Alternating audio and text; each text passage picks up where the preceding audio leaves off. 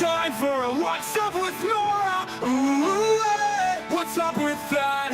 Ooh, hey. What's up with Nora? Ooh, hey. What's up with that? No. Well.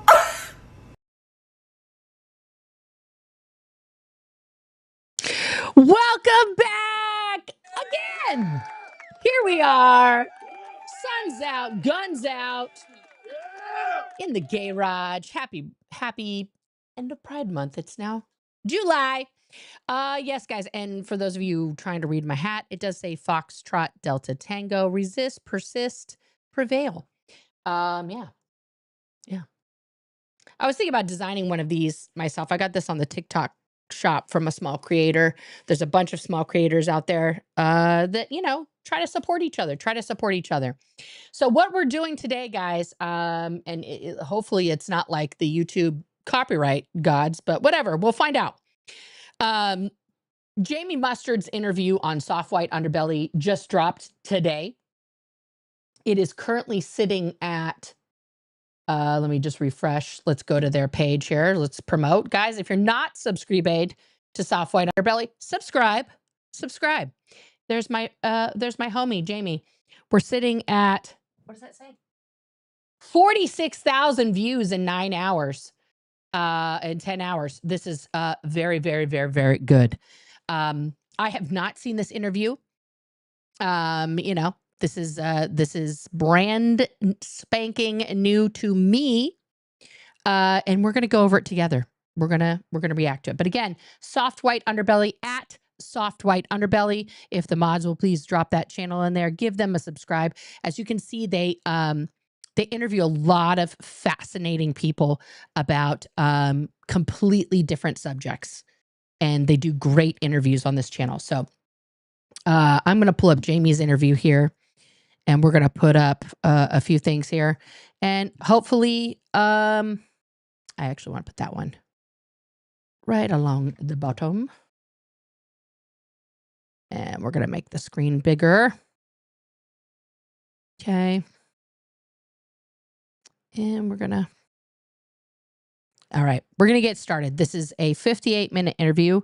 If there is a time for me to pause and talk to contribute to what Jamie's having to say, and we'll react to this together if you haven't already seen it. And yes, please go to their website and leave a comment, okay? Please leave comments on this video. If you did something bad, they would order, in this military style, the public beatings of children. And so they would make us all watch, they would drag a kid on stage, and then order the parent to strip the kid in front of us and beat the kid in front of us. I want everybody just to pause with that for a minute. This is where we're starting, guys. And I'll never get this image out of my head of this kid getting away from her mother. His clothes are off and she's hitting him all over because he's squirming and it's hard. And he runs to the side of this raise, and there's an inner Navy member in a uniform, an adult, that drags him back to his mother, and the beating continues.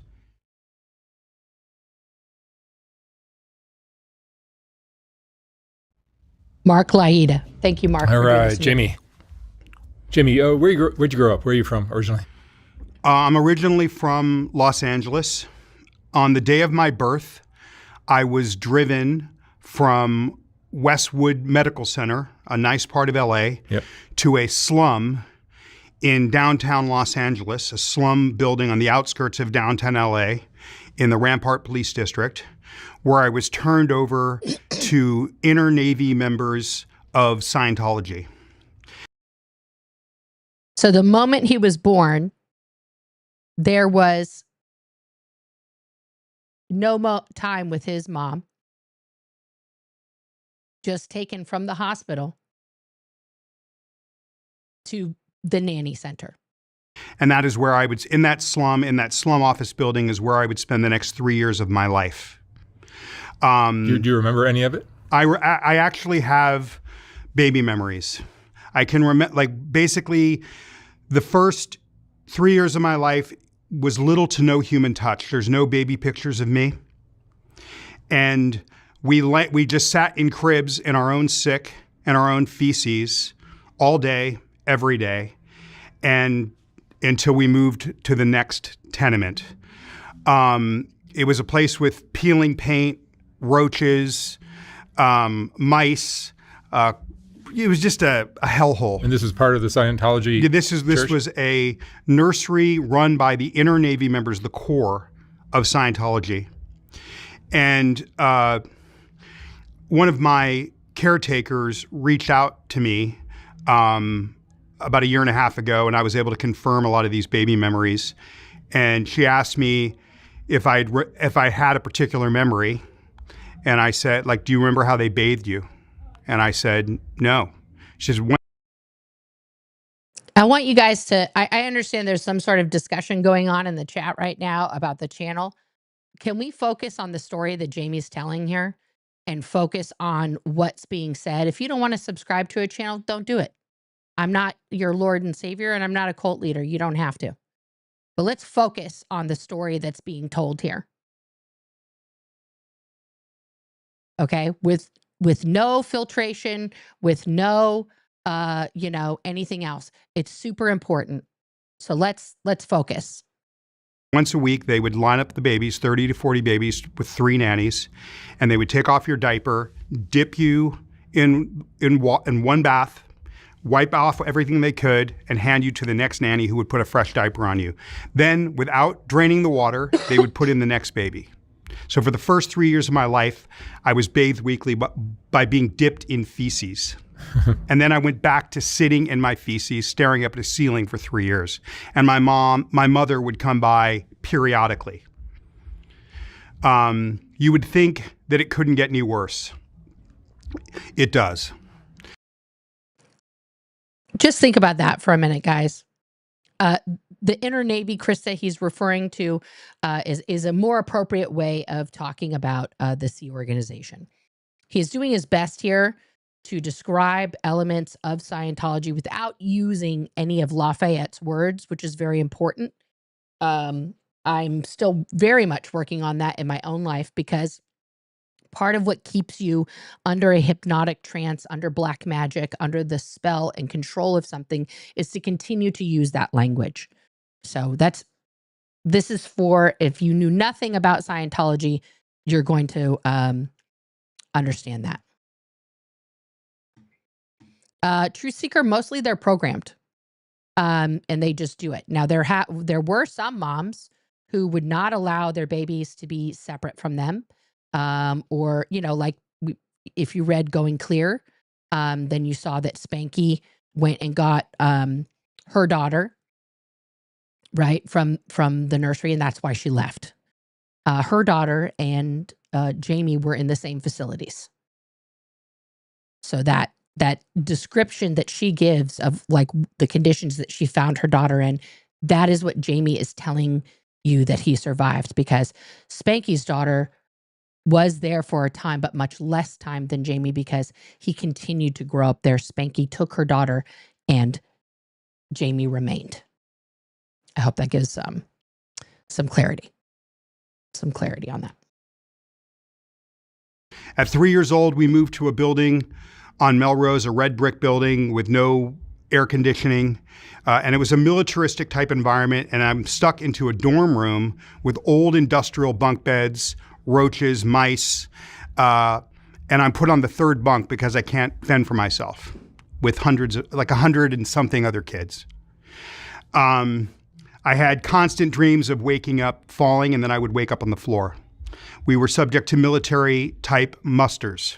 In the morning, they would line us up and make us account like in a military group, like Lord of the Flies.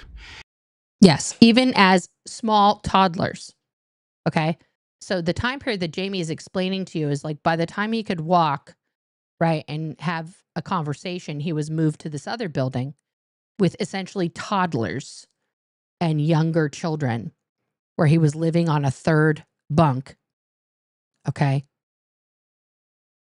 And constantly falling out of his bed and being made to gather up, right, 3 times a day. And there was just no one looking out for us. There was no one looking at our bodies.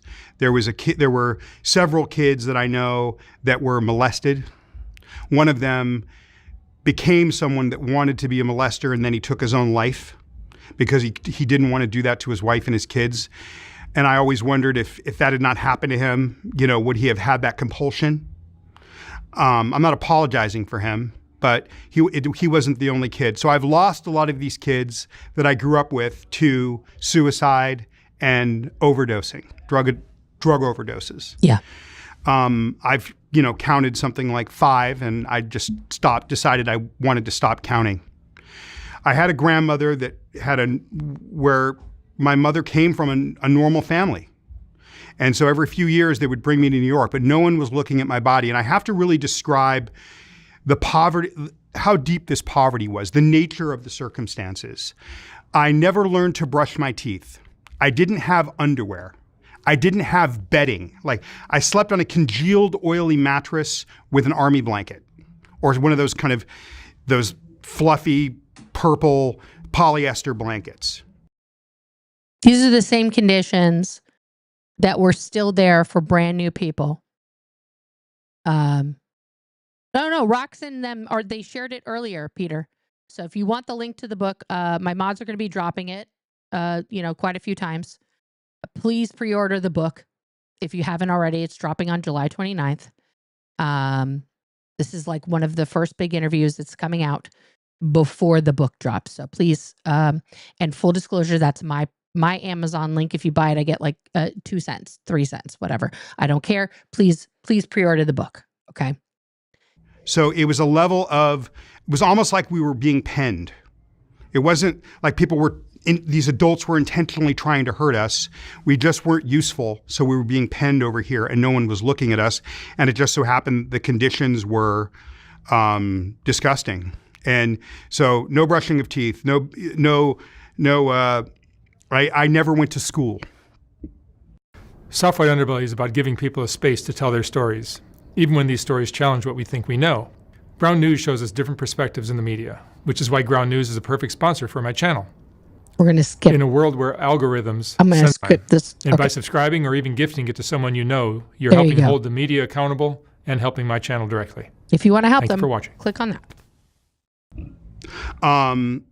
When I was 4, we went my grandmother had us come to New York.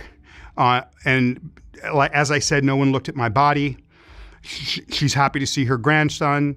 This is outside of New York City. She sicks me in the tub and her face turns black. I'm 4 years old looking at this woman smiling at me. Her face just goes completely black and she starts screaming for my stepfather. And they threw me in a car and rushed me to the emergency room where I had an infection in my lower extremities that was about to go septic and kill me. 2.5 years later, on the next trip to New York, I was complaining that I couldn't hear. And my mother said I was faking. My grandmother said, let's just go to see our friend who's a pediatrician in the next town. She looked inside my ear, asked for my grandmother, and then I was driven immediately to Manhattan, to New York City, where I underwent emergency surgery, a tonsillectomy, and I had my adenoids taken out. And the doctor, I just will never forget the conversation where the doctor's talking to my mother and my grandmother, telling me that they don't think I'm ever going to hear. This is the type of neglect that he experienced. This is all before he's 10 years old.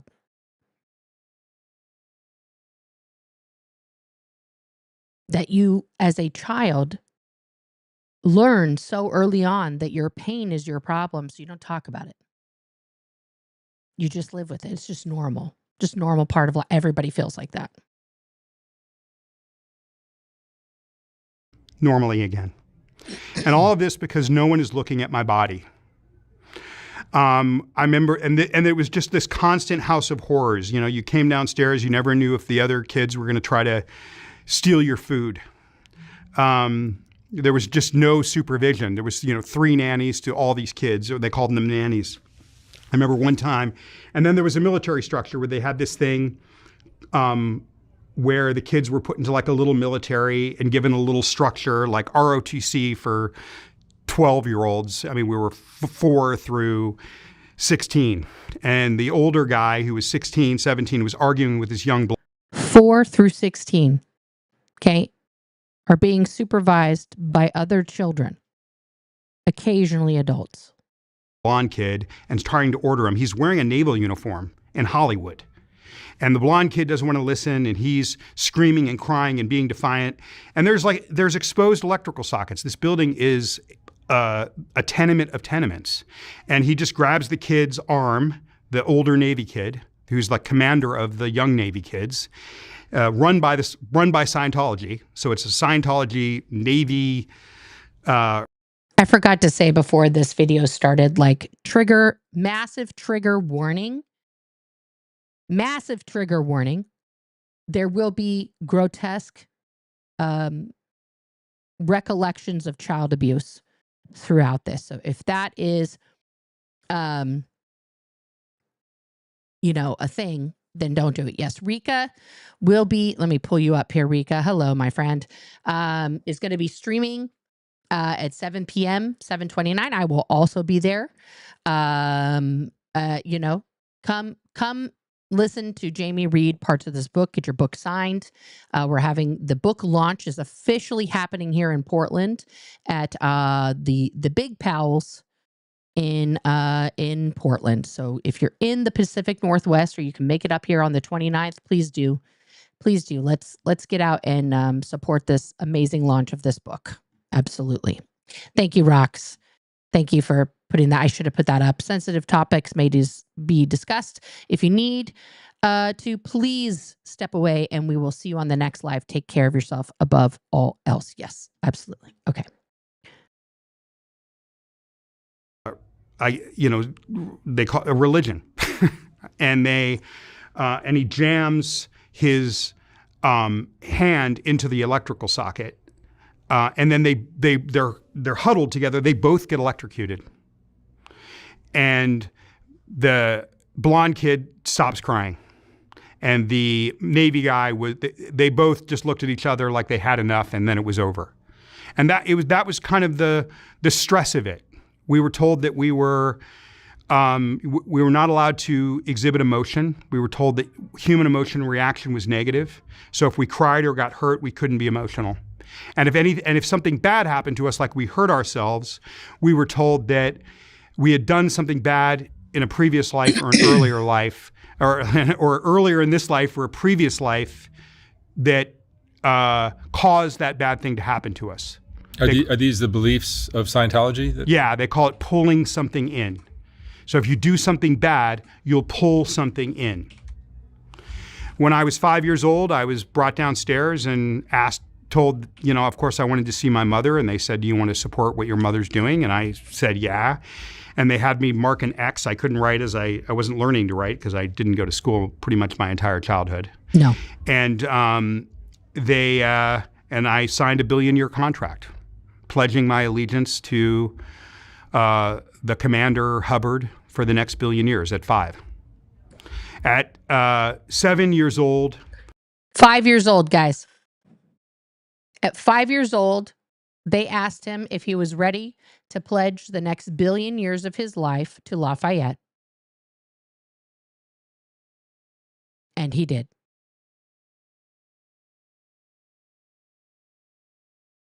Five years old.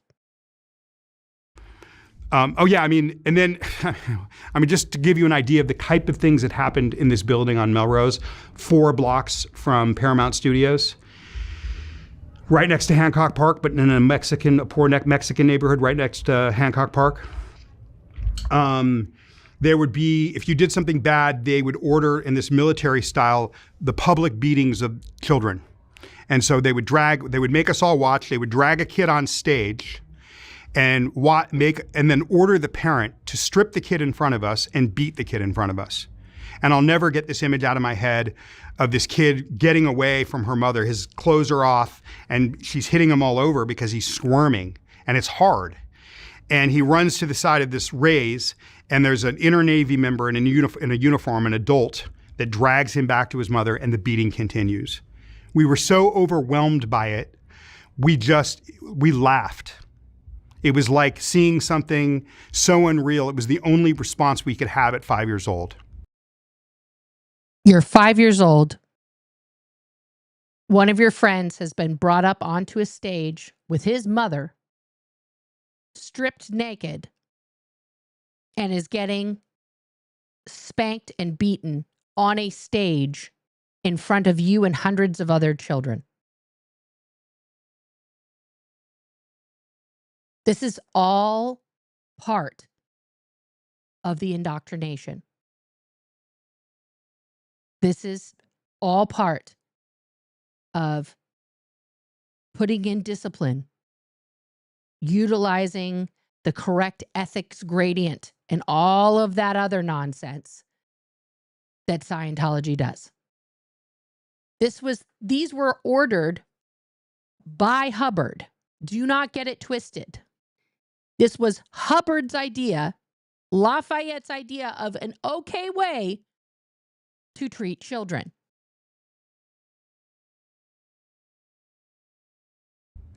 At 7 years old, we moved to they buy this old industrial hospital, which is this big Orwellian blue building that people know in East Hollywood now off of Sunset. It's a massive complex, they call it.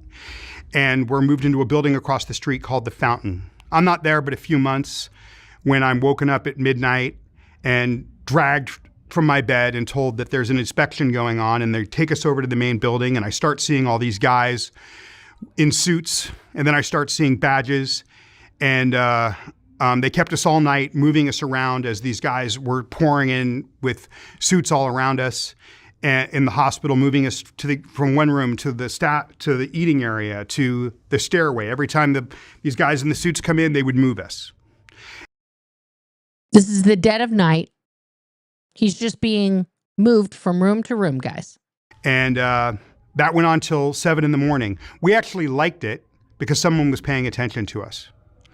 I would come to realize later that I was just part of, as a child, the largest FBI raid in U.S. history, based on Scientology infiltrating the U.S. government, the largest domestic infiltration of the U.S. government in its history.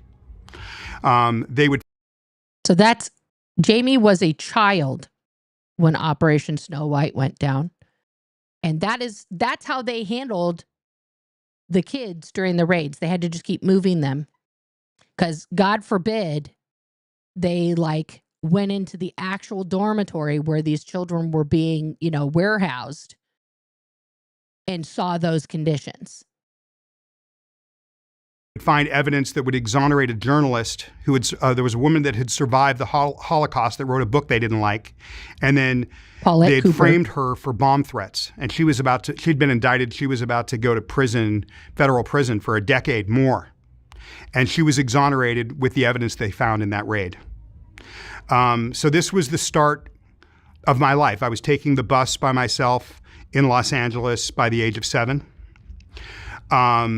And then they started asking me to do more and more labor. The first labor task was them wrapping me in a hazmat suit. They said they needed a small body to clean out the vents from the old hospital because we just moved in. And they would wrap me in a hazmat suit, and I would take this stuff called royal jelly and spend all day in these massive vents scrubbing them out.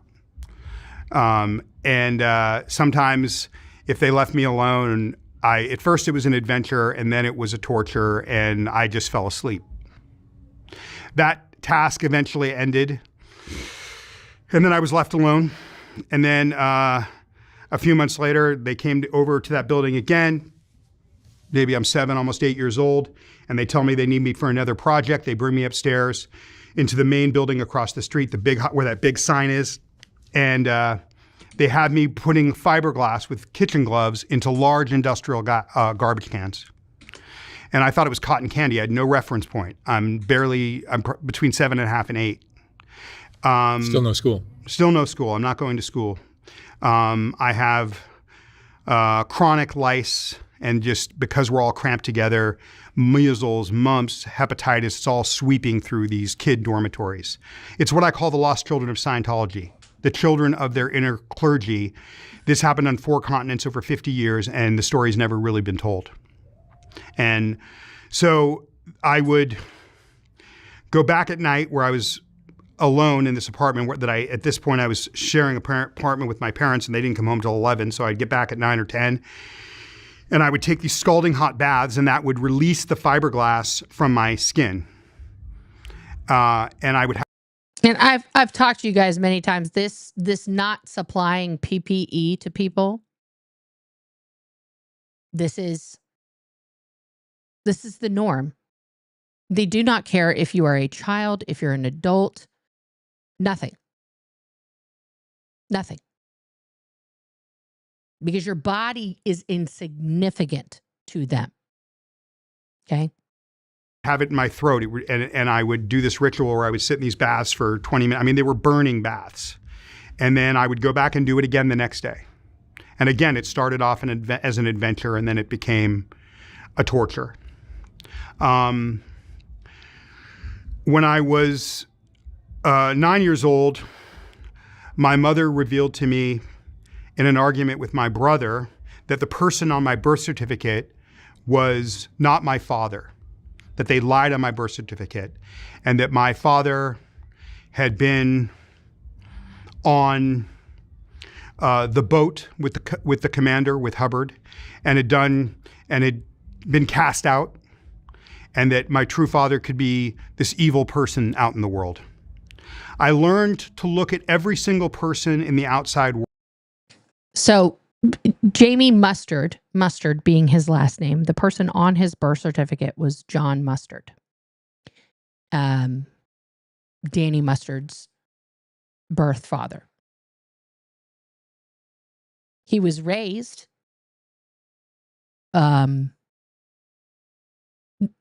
being brothers with Danny. The truth of the matter, I mean, if we're going to go biologically, that means that he and Danny are not brothers because they didn't have the same mom. They allegedly had the same father. Now, of course, these two have talked about it, and Jamie is 100% like, we're brothers. That doesn't change anything. It's a piece of paper. It's bullshit. But imagine going your whole life not knowing who your actual dad was, thinking it's this random person who never paid attention to you. Now, maybe that makes more sense. I mean, this is just another layer of the fucking Scientology evil fucking cake that it is. It's just layer after layer after layer of fucking evil. World, they have a term for this called WOG. A WOG is like a muggle, like somebody that is an unenlightened one. So if I came across other people, I was taught that they were asleep and not really awake as human beings. The basic tenets of the belief system is we were taught that we were trillion-year-old beings. We were fallen gods trapped in a meat body, and that Earth was a prison planet. And so part of that doctrine was that we were expected to act as adults. And even at 4 years old, you were expected to act as an adult. Human emotion and reaction was looked at as negative. If you hurt yourself at 5 and a caretaker came over and you were crying, they would say something like, knock off the bank, which means your subconscious mind is affecting you. You didn't really just hurt yourself. And if you were asked to do a task, you were expected to do it as an adult. You're a trillion-year-old fallen god with billions of lives. You just needed to remember. So I was pretty devastated with when my mother told me that that I didn't have a father, and that this character was not necessarily, a good person. It was kind of haunting, and she refused to talk to me about it. And that's, again, back to the trillion-year-old fallen god concept of, you've had billions of lives. You've had billions of children before you. You've probably been your mother's husband, your mother's father. So what is one difficult situation in this life? That's the basic premise. My mother would disappear for long periods of time. She went away to Florida to train how to use this machine where they teach people to counsel. They teach you to help remove people's neuroses by getting rid of their moments where they've had pain or psychic pressure. And it's kind of like this Freudian therapy where you just go over it over and over again and then it goes away. And she was training, and they use a machine to do it, to help you see the things with this little meter that reads, that tells you the things that you can't see. It basically creates false memories. Yep. And so she was training to do this, and it takes years to train to do this, and she was training in Florida. So I hadn't seen her in a year, and I'm living in these dormitories. And they came, and one day someone came to get me, and they said, "Your mom, you're going to see your mother right now across the street." Again, I hadn't seen her in a year, and I was, at this point, pretty numb. I'd been numb probably since about 4. They brought me to the old industrial hospital, to this big room where there were these card tables, and there were all these people kind of seeing their loved ones, and half the people were dressed in black and the other people were just normal people. My mother came out, she was dressed in black, and she was on a re-education camp where she was forced to do hard labor, run. She was not allowed to walk the entire time she was on it, period. Nope. She ate slop and either slept on the roof, exposed to the sun, or in the tunnels, or in other decrepit circumstances. And you're not allowed to speak unless you're spoken to, even by a child. You have to call everyone sir. And you're doing hard labor, 10 to 15 hours a day, renovation, typically, and then studying the doctrine 5 hours a day. On that, I found out later that you're forced to do a thing called the truth rundown, which is basically you going through something on that machine where, until you come to the point where you believe the disagreements that you have with the way they're running things, or what you think you saw that was bad that the high executives did, you believe that you have to come to the point where you believe that it's your own evil that caused you to see what you didn't see. And until you get to that point, you can't graduate. Some people are on this thing 15 years. My little brother, years later, at the age of 16, when I was 23, was put on this in this hard labor camp for having sex with his girlfriend.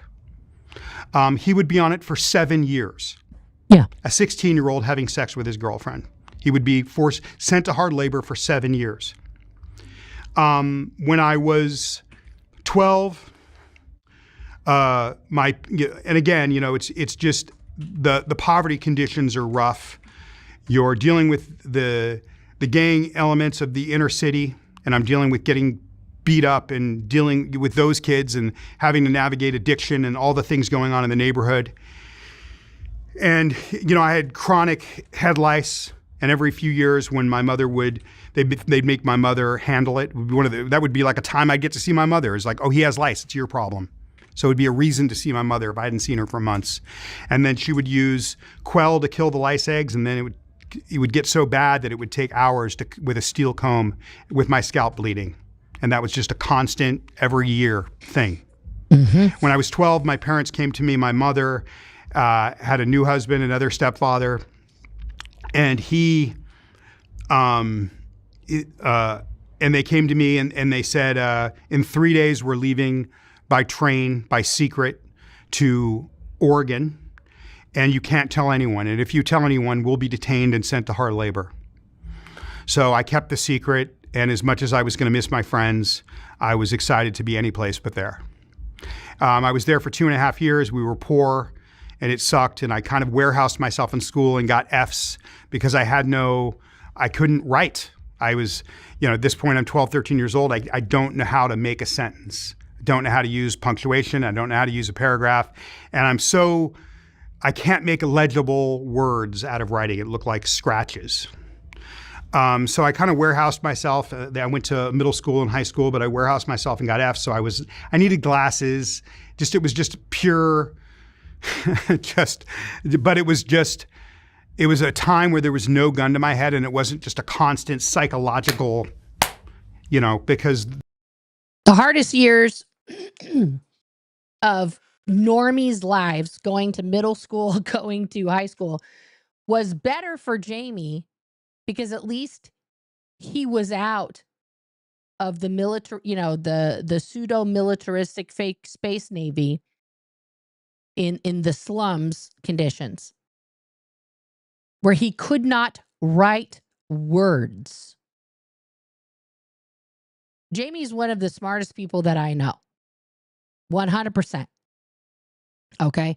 And the fact that at some point this man could not write, could barely read, it's unbelievable to me to know where he is now, which is no thanks and in no way, shape, or form because of that. It is despite it.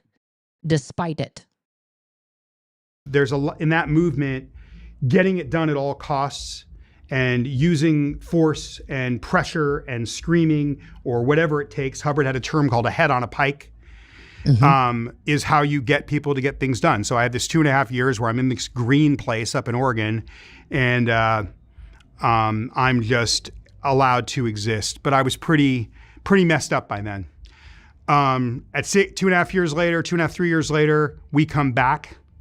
I get to LA at 16, and my friends are all living on the street. A year earlier, anyone between 14. So I want you to understand that. The people that he was living in this horrific, nightmare, after school special, fucking flop house environment, most of those kids refused to go to work for the Sea Organization. And so their parents, who were still working away for Lafayette, told them tough tits. And they were homeless on the streets of Los Angeles as teens. This has happened many times in many different waves. This was the first wave.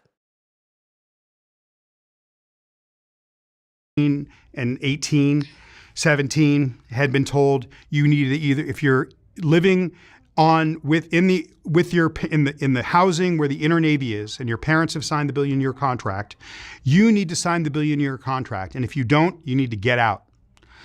So you had 14, 15, 16-year-old kids, by dozens of them, living in squalid apartments right next to this big blue building, trying to stay close to their parents, and then getting involved in all sorts of mayhem, drugs, and crime. There was a guy that ran, an Armenian guy. He was not involved. He was a cashier at a market down the street called Hannon's.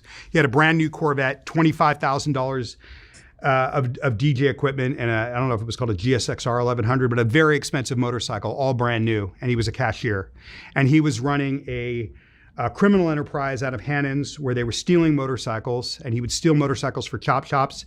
And some of the inner Navy kids that were living on, in these squalid apartments were doing it. One of my best friends, I found him living in an abandoned garage on Santa Monica in Edgemont, right in that area. And he was living in the front seat and his friend slept in the back seat. And this is all of us not going to school. We are the lost children, and our story's never been told. And this happened in Sydney, Australia, Southern England, Copenhagen, Johannesburg, Mexico City, and the story is never been told. I'm trying to get my life together. I move out at 16. I'm on my own. I buy a car for $700, a 70s Nova, uninsured, unregistered. And I just don't know what I'm going to do with my life. I just see manual labor coming, and I'm just trying to figure out what to do with my life. They're constantly recruiting me, trying to get me to sign the billion-year contract. I was ignorant. I was illiterate. So at 17 years old, because I have no prospects, I go back in. They send me to Florida, and then they send me all over the world to do work for them. I was in Canada. I was in Copenhagen. I was in England. Fundraising for them for 2 years.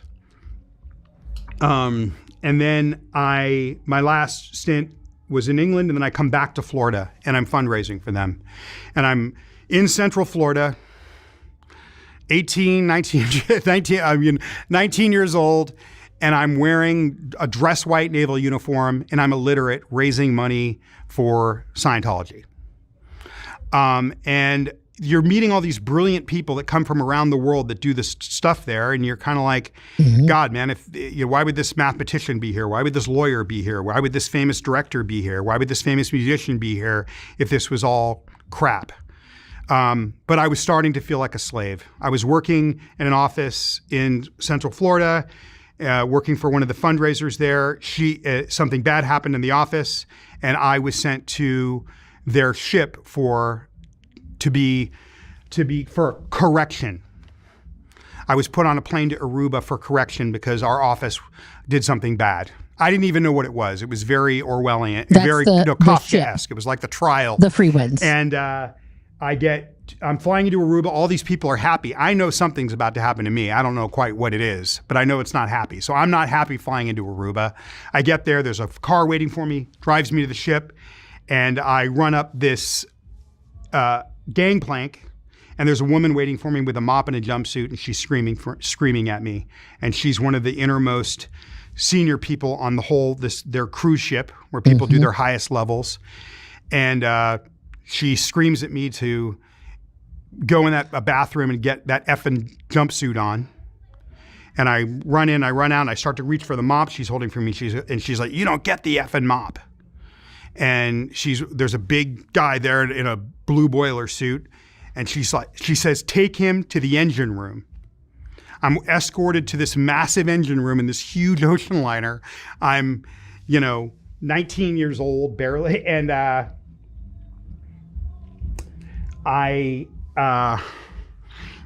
made to go into the bowels of the engine room and told to clean the bilge, which is a part of the engine that really can't be cleaned.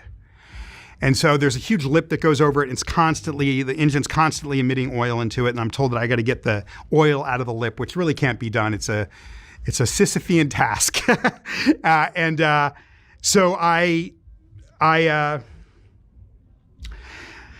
hadn't slept in 24 hours. So I realized that I'm not going to. Just to let you guys know, this is a common punishment on that ocean liner with the name Free Winds.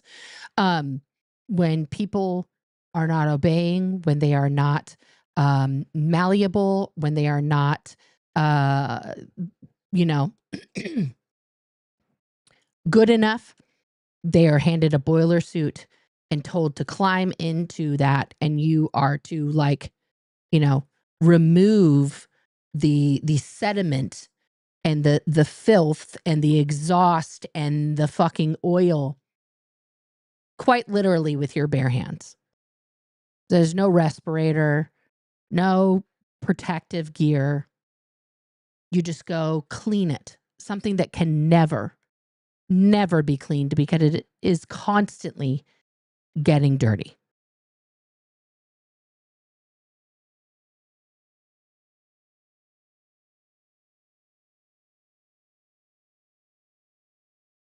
Just think about having to do that. Thank you, Danielle. Thank you for backing that up. Yeah, there's no, and can you confirm, Danielle, there's no end to that, correct? There's no possible way that ever gets clean, correct? It just is always dirty. You'd have to dry dock the ship and then somehow clean that out. But it's not, it's not something that you can clean. Okay. Again, I've just put the link up here for Jamie's book. If you guys haven't pre-ordered it, I'm going to say it 100 times. This is my infomercial. Get the book, get the book, get the book. Yes. Yeah, there is no end. It's just meant as punishment. It's just meant as punishment so you can go be in there and breathe all that and touch all that to know that that's how disgusting you are. Okay? Thank you for being here, Danielle. I appreciate you. There we go. If you haven't gotten the book, the link is right there. Click that. Let's get back to Jamie here. Oh, I scrolled down. going to be cleaning any oil out of this lip. They can't see me under the lip of this massive 2 to 3 story engine that's pounding away. It's so loud. And I just fell asleep for 3 hours. And I wake up to this woman screaming about how, where is he? I can't see him. Where is that MFer? And he's this Australian guy. He says, he's in the bilge under the lip. You can't see him. She's like, good, keep him there. At the end of the evening, I'm taken to a dormitory where I'm allowed 6 hours sleep. And the next day I'm brought back to the engine room and I'm cleaning planks. I'm cleaning oil. I'm just cleaning. I'm scrubbing down this engine room, which can never totally be clean. And they're trying to make it be like a 5-star restaurant or something. And I didn't have glasses. And basically I was told by this Australian guy that I had to get a perfect clean job before I could get out of the engine room. But I didn't have glasses. And this went on for a week. It was so hot in there and they're running me so hard. A week. After, I don't know if it was a few days or a week, but I collapsed with heat prostration. I'm a kid. They take me off to the infirmary where I spend a few days. I recover. I go back to the engine room. They're frustrated with me. The guy tells me to clean something. He's like, there's tons of oil on there. He's like, Jamie, what's your problem? Do you need glasses? And I say, yes. I have a prescription, but like I've just never had glasses except for once. And I lost those that my grandmother bought me. And then the guy said, oh my God, he realized that I couldn't see, and then he let me leave. And I went to this place called Potland where I scrubbed pots all day and stared out a porthole in the staff galley. And I was starting to feel like a slave, and I stared out at the ocean and I said, if they ever try to send me back here, I'm leaving. And I'll never go to the rehabilitation, to the hard labor camp, ever, ever, ever. So I go back to Florida and I'm working for months and months back doing this job. I'm raising money for them. Amounts of money that I can't even conceive because I've never had pennies. And they, I was able to sell books because I worked for the fundraising side. So I actually did make more money than most staff members, and I squirreled all that money under my bed. I'm back at that office. I don't know how long. Could have been 3 months, could have been 6 months. And something bad happened again. We were up all night. And I did something wrong. And finally at 6 or 7 in the morning, after calling Australia and England, trying to raise money for them, I'm sent back to my dormitory to sleep at 6 in the morning. 2 hours later, there's a bang on my door, and it's my boss, my boss's boss, and he's saying that I screwed up again, and I'm going back to this ship. I'm allowed to go back and sleep at 6 in the morning. 2 hours later, my boss's boss bangs on the door and tells me that my plane leaves in 2.5 hours and he'll be back in 45 minutes to an hour to take me to the airport to go back to the ship, the Free Winds, their cruise liner, where people do their highest levels of spiritual freedom, for correction. I'd made myself that promise that day in Potland, and I wasn't going back. I took everything I owned. I was sleeping in my clothes. I mean, it was not often. It wasn't totally normal. Unusual actually. To average 20 to 21 hour days. Yeah. All through that time and parts of my childhood if they wanted to get something done. I realize I have 45 minutes to an hour. I take everything I own. I have a few pairs of pants and shirts and underwear and socks that are not naval uniforms, and I throw them into the middle of a sheet. I have a small stereo and some CDs. It's everything I own in the world. I spin the sheet into a bindle, throw it over my back, and go to the laundry room. And I want people to think that I'm doing my laundry. Because where we stayed, another hovel, was a couple miles, I don't remember exactly, from the downtown Clearwater, Florida, where they did everything, where all the buildings they own are. They've kind of taken over downtown Clearwater, Florida. There were cabs there that would sometimes, in case a staff member was desperate to get back. Yep. So I just made people look like I was doing my laundry, kind of timed a cab. And when I thought nobody was watching, I sprinted with my bindle and got into a cab. And I said, and I screamed, "Take me to downtown Tampa, go." I knew they would track the cab. They have protocols for this. They would track the taxi. Yep. This guy took me to downtown Tampa. I changed taxis 3 times so they wouldn't be able to track me. And then in the 4th cab, I had the guy drop me off at a hotel, a place where there were hotels. I walked into a Radisson. I had some money squirreled away under my mattress because I worked in the fundraising part, so I could sell things where you could get small commissions. And I asked this woman if I needed to say my name because I knew they'd be tracking me. She said, and if I could pay cash. She said, "If you have ID, we don't care what name you use, and yes, you can pay cash." I said, "So I could be Mickey," and she said, she said, "You can be Mickey Mouse if you want." And I said, "Okay, Mickey it is." And I paid for 2 nights and went to a room where I slept for, I don't know, 14 to 16 hours. Woke up late at night or late evening. It was dark. I had lost complete sense of time. And I called my grandmother in New York, who had told me when I was 16, when we were going back from Oregon to LA, that if I was willing to face my illiteracy, I could stay at her house, but I would have to be facing my illiteracy every day. And I just couldn't do it. It's hard to explain. I could read at a high level because you're studying the doctrine, but I couldn't write. I mean, but at this point, I had no place to go. I was desperate. A lot of the kids in my situation, they wouldn't have that person to call. So they wouldn't. For me, it really could have been another story. I go to stay with my grandmother, and I instantly enroll in community college where I'm doing remedial classes, trying to understand how to write.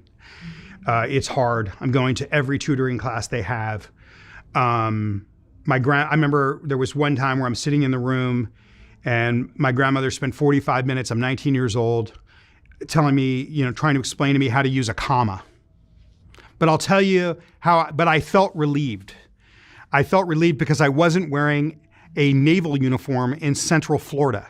One thing I left out that I'll never forget is the feeling I felt when I took off those naval whites in the Radisson room and I put them in a trash bag with the shoes, the white naval shoes that been digging into my ankles for years, and I dropped it in the trash chute.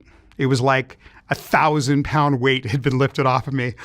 I started doing these remedial classes, and I tried really hard, and I got better grades because they just saw me trying so hard. So even though I was illiterate, I was kind of surviving, and my grandmother was helping me with the papers.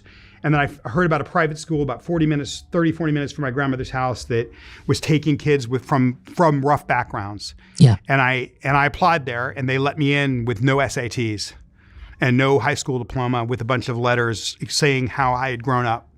And I couldn't write. And I met a girlfriend, and this girlfriend, I met a girl, she saw that I had a literacy problem, and she transcribed my papers. I gave them to her verbally because I could read.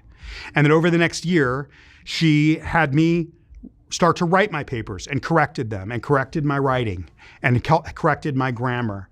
And 6 months after I was transcribing my papers, she was letting me write them and then rewriting them. Mm-hmm. And then she was having me write them and watching me. And that went on for a year. And then I could barely write.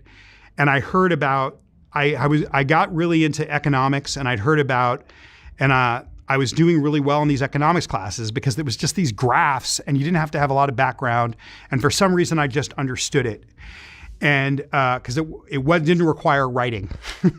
And the professor in that class came to me and he said, "James, you're getting 80% of my exams." And I said, "Thank you." And he said, "Well, I think you know this 100%, but I think you have a little bit of a literacy problem." And I said, "Yeah." And he said, "Why don't you come to my office and give the exams verbally, and let's see if you do better. I think you'll get a 90 to 100%. So I did really well, and he sponsored me and rallied the whole, he had become the vice president of the college in the year that I went there, and the chairman of the economics department. And he sponsored me to spend a year abroad at this very, very elite institution that I could never get into, but I might be able to get into the year abroad program. And he rallied everyone, got the president, the dean to write a letter, write letters. You know, I was able to kind of prop up my GPA through the help of this woman in transcribing the papers. And I almost had it, and I got this application in and almost had, it was the closest I ever came to a nervous breakdown because I was working so hard to apply for something. I was illiterate. I'd never seen the world. And I was like, why am I doing this? I left the dorm, went to my grandmother's house, and I slept for 2 days, just depressed that I was going to do something that I could never, that was going to be fruitless. 6 weeks later, I got into this 1-year program at the London School of Economics, which is one of the most rarefied universities in the world. I'm only going to go there for a year. Mostly you're seeing guys from Columbia in the better schools, but they let in a few kids from smaller schools, and this school called Manhattanville University, Manhattanville College at the time, they rallied behind me and they helped me.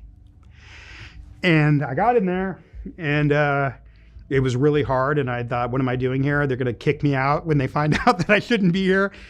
And I was taking all these statistics and math, econometrics and statistics classes that I couldn't pass because I had no foundation. And I sat at the front copiously taking notes, and a professor pulled me aside after class one day in qualitative economics, economic history. And he said, and he thought that I was sitting at the front of the class and paying attention because I was into it. And he liked the fact that I was an American that was into it. But I wasn't into it. I was effing desperate. And so he said, you really look like you belong here. If you got sponsored by a teacher, you could be on academic probation. If you do well, you could stay here. And I said, I don't have anyone to help me do that. I don't have a sponsor. And this guy, his name was Gareth Austin. He's a professor at Cambridge now. He said, I'm offering, dummy.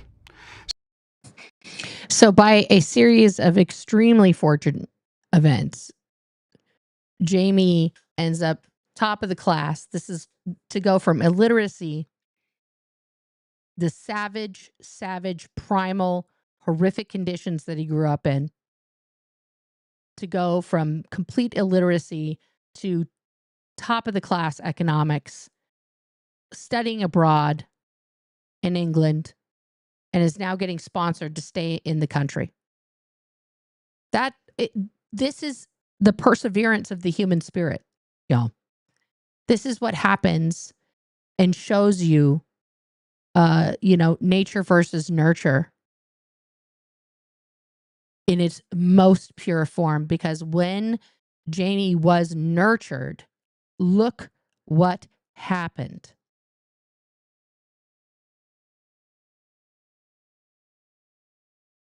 So they put me on this academic probation, and I had to drop all the hard classes because now I had to go into his department. And so I was doing mostly economic history, qualitative economics, and which is reading and writing. So I just had to work 10 times as hard. And I did it. I met their B average, the equivalent of a B average academic requirements. And I got invited back to go back to the London School of Economics to see if I could graduate. And it was pretty brutal. I would have to start studying for exams 3 months before the other kids. I would get desperately sick. It was just pressure.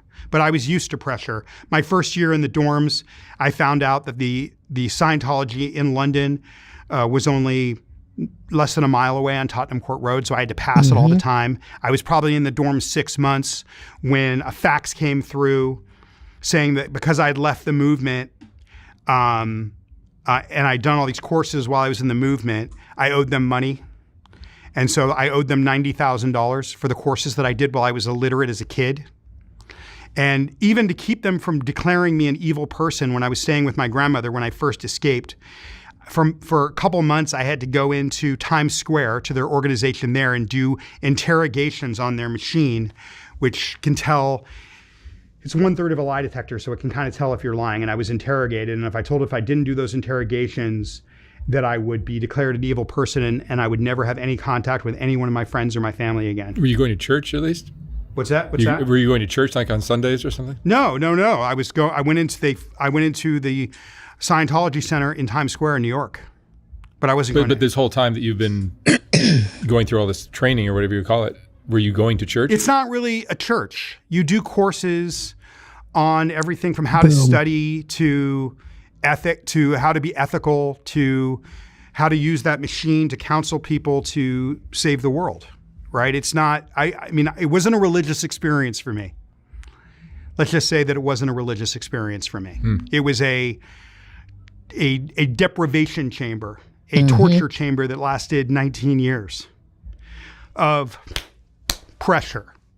I mean, there was a time when I was 11 where I was hanging out in the inner city and I was scaling a fence and I fell off the other side of a fence. It was a 9-foot drop into some ivy and I was falling face down and I bounced off the ivy and onto my back and this broken sprinkler, a spike was sticking out of it that I couldn't see. It hit my tooth and my tooth saved my life, but it broke my tooth in two. This was about 2 years before we went to Oregon. And I just had a broken tooth, which I wore like a scarlet letter of a horrible person for a year and a half, an exposed nerve. I mean, these kinds of things were just constant. And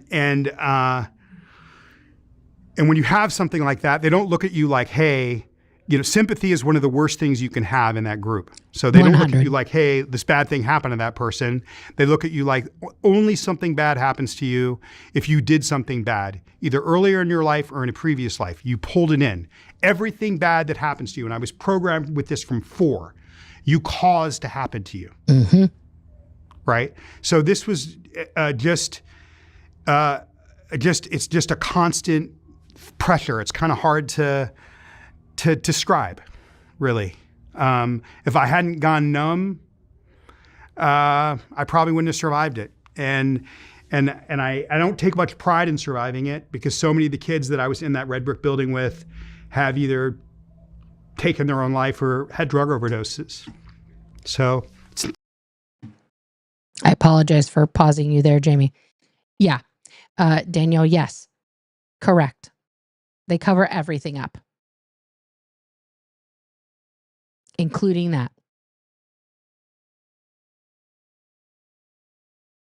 Yeah. Intense. Then I kind of was ashamed of it, and I hid it for most of my life up until about 5 or 6 years ago. I mean, even then, like when I decided to write a book on this 2.5 years ago, no one knew. My publishers didn't know. I became a writer. Believe it or not, of all the things, I became a writer and a pretty successful art director and fine artist that works with some of the biggest brands in the world.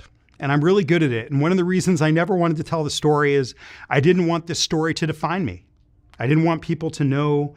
I didn't want people to look at my art and look at my work through this lens of a person that had been through this thing, this weird love boat, sci-fi torture. I just didn't want that to be how people saw me. Is it a cult? I don't like to use that word, cult, because it doesn't describe what goes on in there. When my brother was on that hard labor camp, they made him do this thing called this rundown, this kind of counseling on the machine, where he has to basically come to the conclusion that what he thought he saw that was bad in the way that the group was being run, I won't call it a church either, unless he admits that it comes from his own evil based on this lifetime, other lifetimes, and that what he saw he didn't see, or was what he was critical about came from his own evil, he couldn't graduate. Now, I don't know about brainwashing and mind control, but that is done, it's exclusive, I believe, to the rehabilitation program. Anybody that grew up in the movement that says I'm wrong, I apologize. But if that's not mind control, I don't know what is. They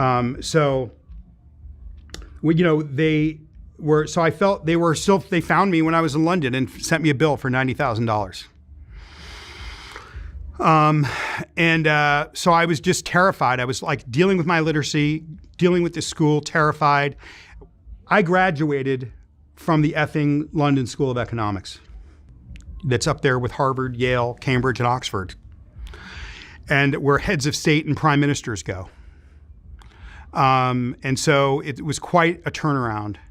And to go from illiteracy to that in 5 years was, I feel like I did things to my body in what I put it through with the 20 hours a day of studying, 15 hours a day of studying, reading till my eyes bled, that my body has never recovered from that 5 years of trying to recover not being educated my whole childhood.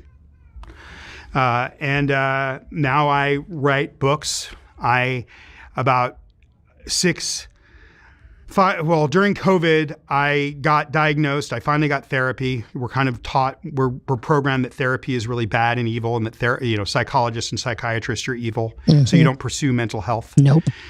I got diagnosed with complex post-traumatic stress, found out about a physical disorder or a physical injury that is fight or flight, and then ended up writing a book on that with the founder of this thing that resets your nervous system. That reset of my nervous system, which I did during COVID, completely transformed my life and took all the physical triggers. I was just constantly hypervigilant, hyper-aroused, reactive, just every extreme. I didn't have ideation, but I was probably, you could be violent. The extreme flight is ideation, extreme fight is homicide or violence, and I was programmed with that. Yeah.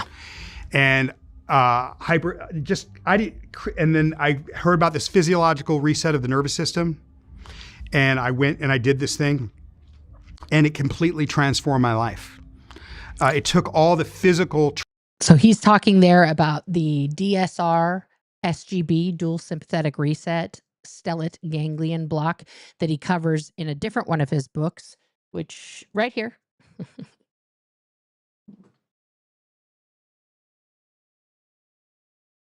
I don't have a copy of Child X yet to show you, but I will in the next coming weeks. And I'm going to be doing a giveaway, guys, that we'll do a giveaway of a signed copy. I might be able to talk Jamie into giving me a couple more, but we're going to do a giveaway of a signed copy of Child X. This is the first book that he's talking about that he co-wrote with Dr. Eugene Lipov, okay, The Invisible Machine. I've had that procedure as well, and the way Jamie describes what happens, absolutely 100% true. This book is monumental in understanding your nervous system, what that does, and what the potential is when you can reset yourself back to native state. All right. Triggers, all this physical weight that was just overwhelming my body, and it was gone. What's it called? It's called the dual sympathetic reset, or the stellate ganglion block. I was so blown away by it, and then I found out it was only being used by the military and a few like first responders and sexual assault victims. I couldn't believe everyone in the world didn't know about this thing. And I ended up writing a book with the guy that discovered it called The Invisible Machine. That led to, and then also in COVID, I wrote a graphic novel about my life that I illustrated with a genius woman artist in southern Italy, and that I thought would never sell. But it was a sci-fi version, a sci-fi version of a future adjacent Los Angeles version of my life. It's my life story told as a graphic novel, sci-fi graphic novel. And that's always also I thought it would coming out never soon. sell, so it just kind of went on the shelf. And then 2.5 years ago, I agreed to tell the story of my life. And I wrote a book called Child X, Poverty, Slavery, Celebrity, and Scientology. And where I explore the existential effects. There's been lots of books about this subject. I say, what does this do to you? What does it do to this is what they say it is. This is what I think it is. And I could be wrong. So I have this. So while I was writing Child X, my agent sold my graphic novel. Yep. So now I have these two stories of my life, one which is a sci-fi fictionalized version of my life, but everything in it happened except for the magic. And then the true story of my life. So these books are talking to each other Child X and Hybrid, they come out 2 months apart. Hybrid comes out on July 29th. If you want to support me and if you want to help expose what happened to these kids, the thousands of kids that, like me on 4 continents over 40, 50 years, you can pre-order Child X. Please pre-order Child X. Right there. I really want this story told. And my graphic novel, Hybrid, is out there too. Hybred. And then, I have just been on this incredible healing journey. So I just want to plug what saved my life, which was the stellate ganglion block. And I've been on this healing journey with this guy in Portland now, Dr. Ryan Wood at Northwest Regen, on resetting my nervous system. I have to pause right there. Also, shout out to Dr. Ryan Wood. He's also the same doctor that performed my procedure. He is amazing. And if you are local to the Pacific Northwest, I cannot recommend him enough. Absolutely life-saving. Thank you, Jennifer, for having already ordered it. My mods are dropping. What I wanted to find here, and I'm trying to find real quick, is the copy of Hybrid.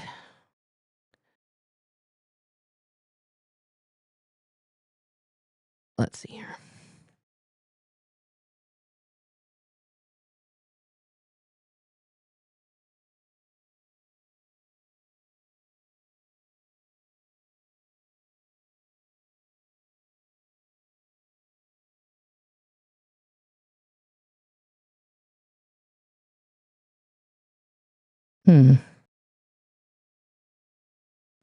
Yeah, because every time I type it in the way that he says it's spelled, they change the spelling to the other one.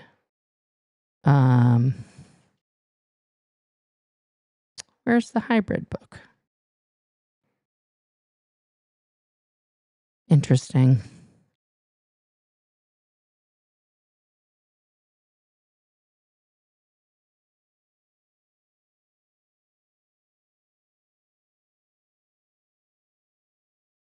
I'll find the link for the other one here. But Jamie has, of course, 3 books.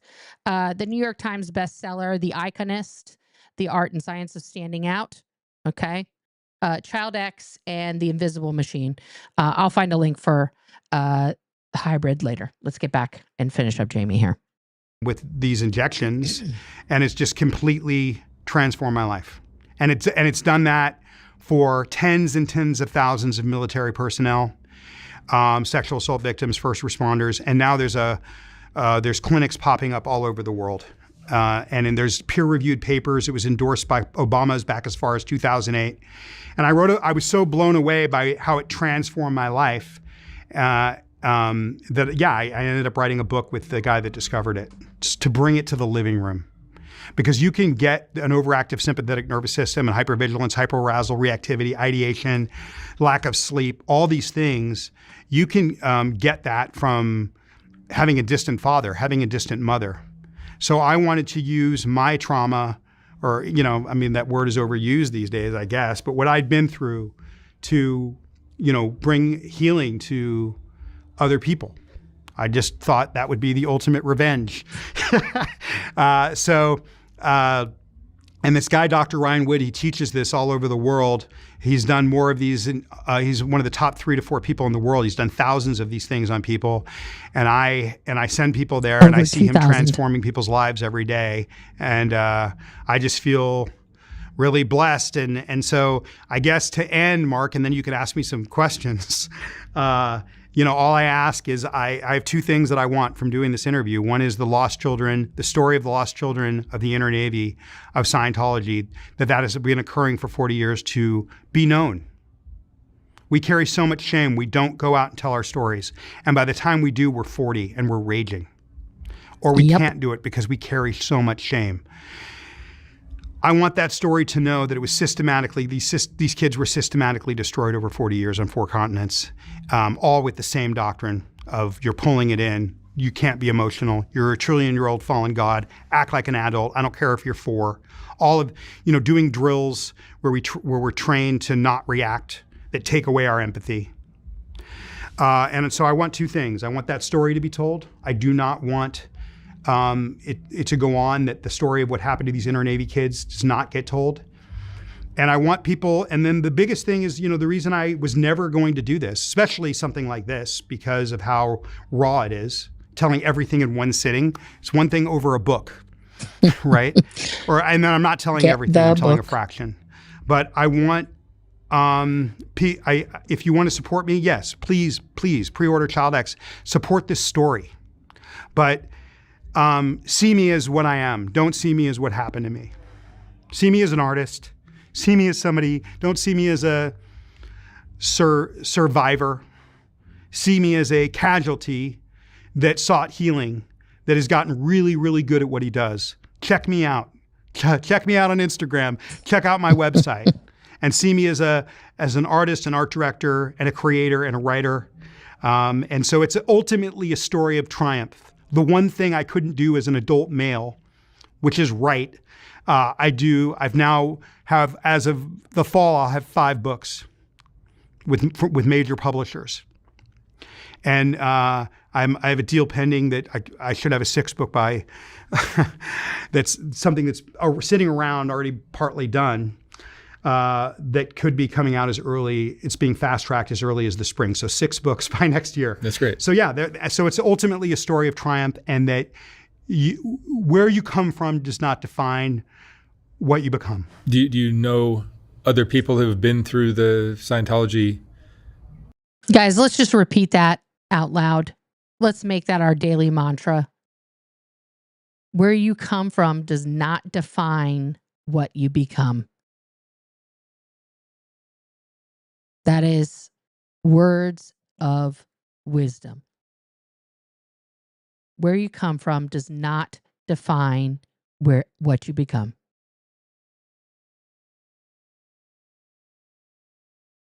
System that you just described that are either still in it or out of it? Tons. Yeah. And most of them end up doing manual labor. If they're really successful, they end up as contractors. They're impoverished by their lack of education. So they don't have a lot of choices in what they can do. The lucky ones become successful contractors. Why do they not educate? Because you don't have to learn anything but the doctrine. We have this brief chance in history to save the world. That's what Hubbard said, the commander. And unless we do it now, the world, literally they would say, you're not going to have anything to use your education for if there's a nuclear fire and the world is consumed by nuclear explosions or nuclear war. So you might as well dedicate your life to keeping that from happening and salvaging the planet. It's an interesting religion. I wouldn't call it a religion. Nope. It wasn't a religious experience for me, as I said. So some of the kids, the majority of them, like I said, I've lost so many friends. I feel like I'm a casualty of war, and that I survived combat. Some of the kids, though, you learn to work. So some of these kids learn a skill. Like every once in a while, a kid will learn like programming, and then he'll get out, no high school education, and he'll become massively successful in tech because he's got a work ethic and he or she had this gift in programming. I know a guy that became a famous lighting designer working on some of the biggest movies in the world because he learned lighting in there. Those stories are the minority. My story is the minority. The majority is, you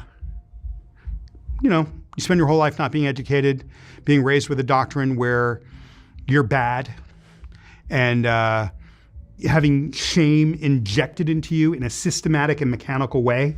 Most people do not recover from that. And we're the walking dead. All right, Jamie, thank you so much for sharing your stories on Scientology. Thank you. Very fascinating. Thank you. Thank you very much.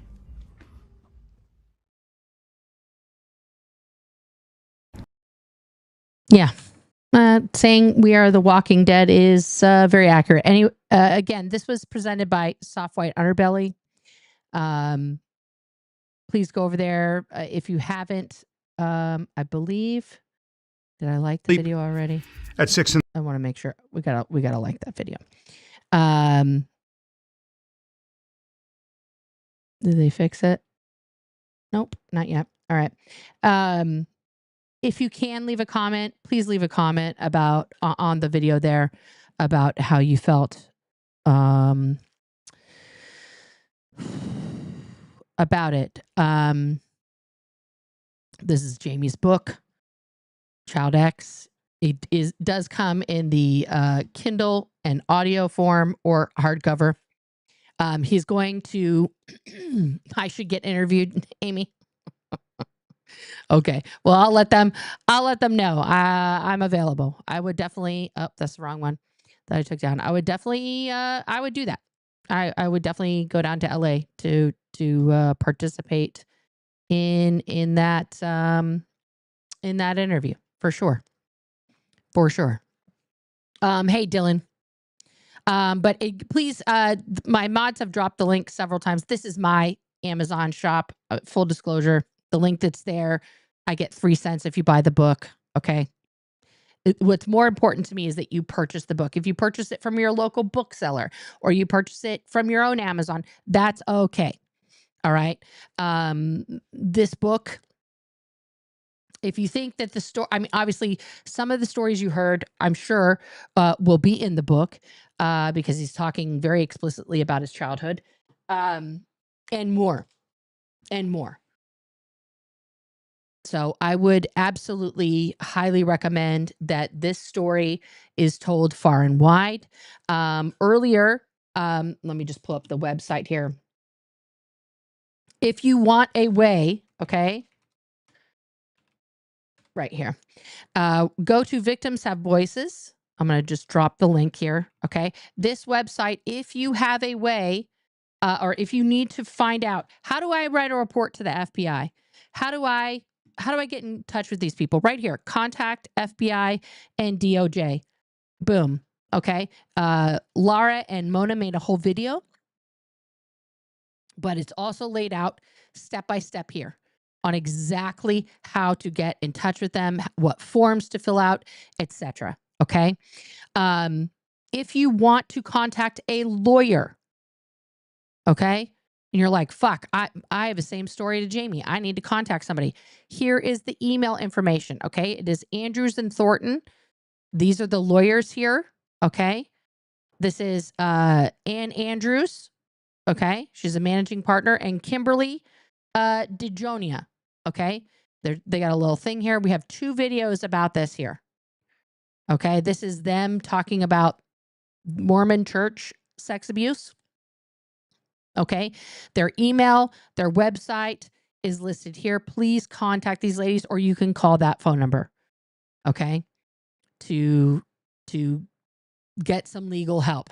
Okay. Because as Jamie put it so eloquently, in the interview there, we're the lost generation, especially the generation that just came slightly before me. I mean, we're all Gen X, but the kids born in the early part of Gen X, yeah, they went through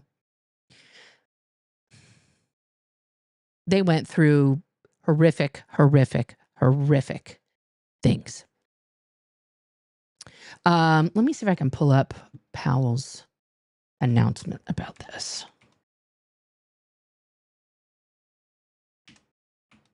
So for those of you who don't know what Powell's Books is, Powell's is like one of the most famous bookstores in America. It's one of the largest independently owned bookstores around. And this is where Jamie is going to be doing his launch. So let's look at the upcoming events here.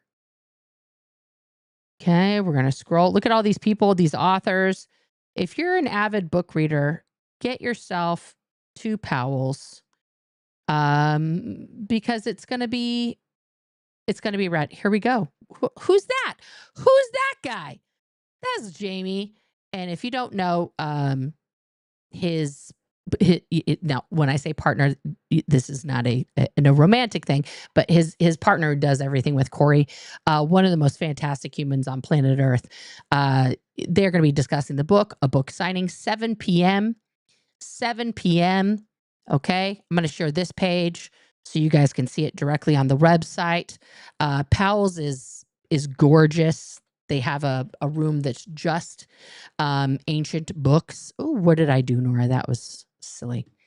Okay. There's a little bio. Okay. Get the book. You can pre-order it from Powell's. If you don't want to order it from Amazon because you're like, ew, the Zon, I totally get that. Order it from Powell's. Pick it up on the day. Okay. Please come. It's going to be amazing. It's this is the address here in Portland, Oregon, 7 p.m. 7 p.m.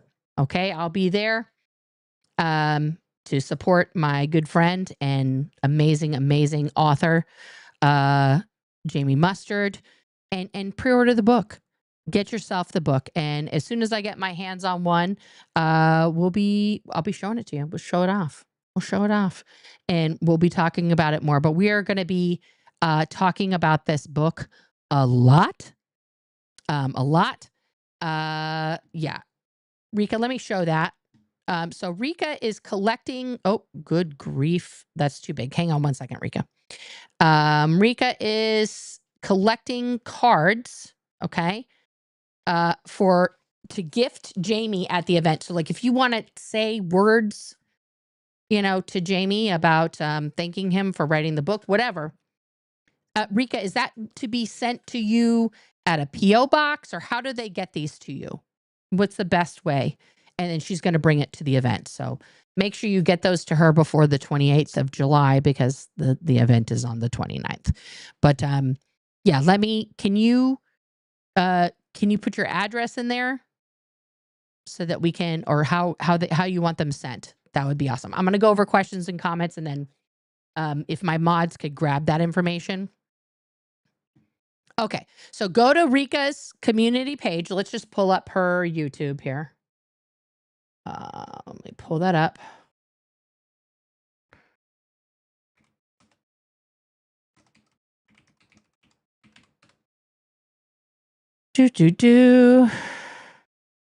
Okay.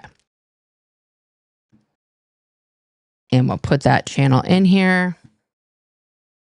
So this is her channel, guys. And let's go directly to Sharesies. Okay. And this is her channel. If you guys are not subscribed, go give her a subscribe. And then it will be here. She's going to make a post on the community page. She posted already about, obviously, the interview. But she's going to be putting how you get that, send a little 3x5 card, whatever. Send a postcard. Can you send him tacos? Yes. I'm going to say yes. Dylan, if you need, the details on how to get him tacos, I'll give that to you. I'll text you after. We should all send Jamie tacos. Also, can someone send me tacos? Okay. Let's get serious here for a minute. Could you please stream the reading? Rika is going to be streaming. Rika is going to be streaming.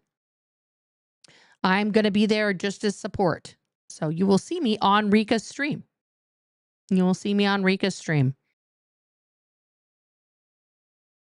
If that's okay, if Rika decides I can be on the stream. You'll take me out for taco. Rico's, it's a date, Rika. We're going for tacos. A taco truck at the event. Okay, now you guys are talking my language. A taco truck. Do you know when I was getting married, my wife and I talked about like all the places we were going to get married. And one of them was like this like barn situation. I was like, we could have a taco truck. That's how much I love tacos, guys. I am such a Californian. You'd also take a few tacos. I mean, yeah, if people, I'm with you, Dylan. If people are just handing out tacos, yes. Thank you. Thank you to tacos. And if you guys are in the Pacific Northwest area and you've not been to Taco Brothers, best tacos around. Okay. I'm just a shout out Taco Brothers. Maybe we convince them to come to the thing and do it. Boom. Okay. Now we've come full circle. It's tacos. Okay. So let me get to your comments and questions here, guys. Okay. Let's take up comments. What happened? Where did I go? No. There we go. I spelled it wrong. Okay. I hope they don't. I hope they don't, Miss Janie. But if they do, I'll deal with it. Yes, no one in government should have been looking the other way while this was going on. David Miscavige is the most destructing human being on the face of this earth. Yeah, he's very destructive. But remember, this was happening prior to David Miscavige being in charge. This is under Lafayette. This is what happened under the founder, Lafayette. Yeah, there was a discussion about the word WOG. Lafayette defines it as an acronym meaning worthy oriental gentleman. It is a derogatory word used in England. It is the equivalent of the N-word. That's what he thought of people who weren't Scientologists. Amy, yes. This reminds me of Holocaust survivor stories at the USC Shoah Project channel. Yeah. I mean, Jamie and I the other day, we talked about the fact that we should have some sort of like Shoah-ish type project for child survivors, you know, or as he has decided to call himself, casualty. You know, I would love to put something like that together. It's important. It's important so that no one, so the stories aren't lost before we're gone. You know. Yeah. Listen, if they reach out, my answer is yes. I've always found that he and his brother are so gifted and interesting in the live streams I've watched with you and other second gens. Well, thank you, Barry. Yeah. Danny Mustard is amazing, and I love him as well. Yes, please go watch again over there at Soft White Underbelly and give them a comment. You shared it on the True Crime channels and tagged several people. Love it. This reality is simply excruciating to hear what happened to so many. There has to be retribution taken for them. That's what we're fighting for, D. 100%. Fat Grammy in the house. Jamie is awesome and an intelligent asset to the world. I echo that statement, my friend. I echo that statement. I would make your year. Oh, that's right. It's your birthday today, guys. Guys, happy birthday, Michelle. Happy birthday. Thank you for being here. Thank you for being alive. I hope that you have a fantastic day. And yesterday, somebody was like, wish Michelle happy birthday. And then I pinned it as a comment in the comments yesterday. But yes, happy birthday to you. Thank you so much for being here. Let's go to questions. And I did star some other things. What does inner Navy mean? So that's a more proper term for the fake space Navy that Lafayette, dreamed up. Do the mothers ever protest or not have the baby taken from them? I answered this earlier, but I want to bring it up again. So they do protest, and if they protest too much, they are booted out, or they end up like Spanky, just taking their baby and escaping. But mostly they're programmed. That everything's fine. The baby is in its place where it's supposed to be. Yes, the book is on audio. Jamie just finished recording that in his own voice. So yes, please get that as well. 1977 was when the raid happened. I was 1 year old. And I believe at the time of the raid, we had just moved from Los Angeles, where a lot of, to the Bay Area. So I missed being a shuffled around baby in the middle of the night, because I was not at those locations. So thank you, Mom. Yes, we do, Michelle. Yes, we do. We are friends in real life. I actually, to be honest with you guys, I talk with Jamie almost every day. We talk about life, my wife, or my children, all of the good stuff, as well as Scientology shit. Sometimes I gotta, get my brain right about things and ask questions. And, because we both lived it, it's easy to, talk about it. Yeah. Yes. You have to call people sir, regardless of age or sex. If they outrank you, if they are a higher position than you, they are sir. Jamie is a genius. Yes, I would categorize him that way. Yes, I've had Jamie on a few times. We will be doing more stuff, especially as the book gets closer.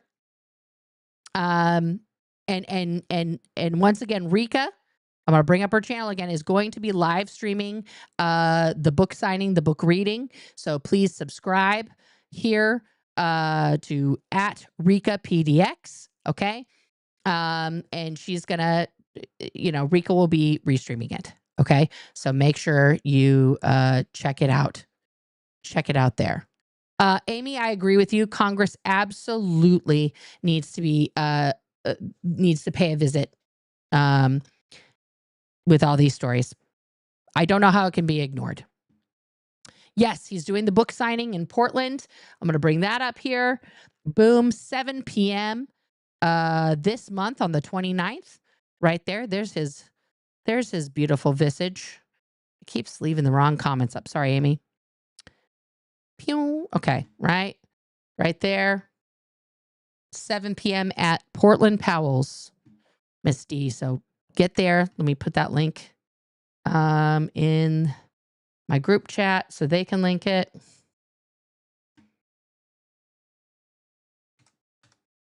There we go. They will be putting that in there for you guys. All right. And also, if anybody wants to write personalized note or card to Jamie, send it to Rika. She's going to be posting that address in her community page later. Can I please explain once more how there's no repercussions from this treatment of all these poor children? The easiest way that I can explain that, D, because it boggles the mind. It defies comprehension, right?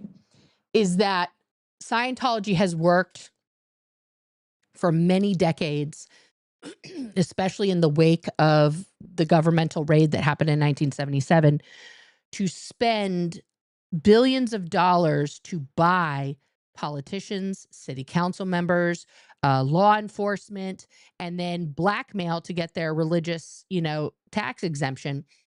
And then prove without a shadow of a doubt that they are the most litigious group on planet Earth by filing thousands upon thousands of completely bogus lawsuits just to tie up the courts and waste the court's time, that people don't want to deal with them.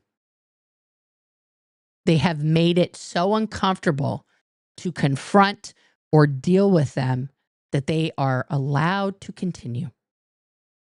That is starting to stop now. That is starting to stop. And that's the good news. That's the good news. Did his grandmother ever know he wrote books? I cannot say with 100% accuracy. I'm going to assume no, because she lived a very long life. I don't know if she ever saw the publication of his first book. I'll have to ask Jamie next time I talk to him. Ms. Otter, thank you for this super chat. That's very generous, and I appreciate you. Thank you. Yeah. Guys,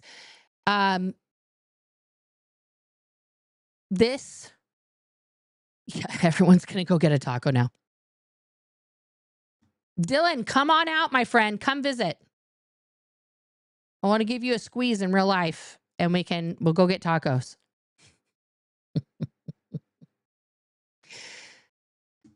Yeah, and Rika has a secret mission going on, guys, that she's going to be delivering that we'll see if she reads it. I hope she does, Rika. I hope she does. Oh my God. Well, if you guys can get out here, be out here July 29th, 7 p.m. Go to the Portland Powells. Go see Jamie talk about this book in real life. We want to pack the place, guys. I'm not going to beat around the bush about it. Get the book, be there, get your autograph, listen to Jamie tell this story in real life. It's super, super, super important. All right. And now it's Tuesday. It's Taco Tuesday.